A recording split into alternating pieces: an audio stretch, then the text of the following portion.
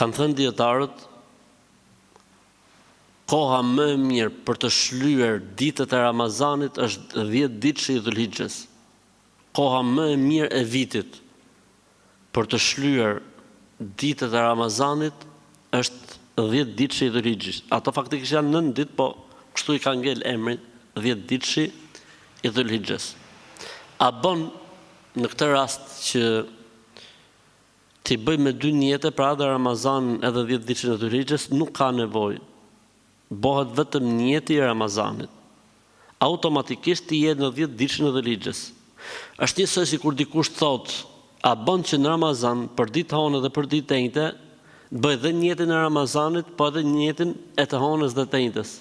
Themi s'ka nevojë, se je për ditë hone dhe për ditë tenjte, nuk ka nevojë me bë 2 niyete. A bën që në Ramazan me datë 13 dhe 14 dhe 15 Ramazan, bëjmë edhe niyetin e Ramazanit, po me që jemi edhe në ditë të bardha. Ti je në ditë të bardha, nuk ka nevojë me bë niyet.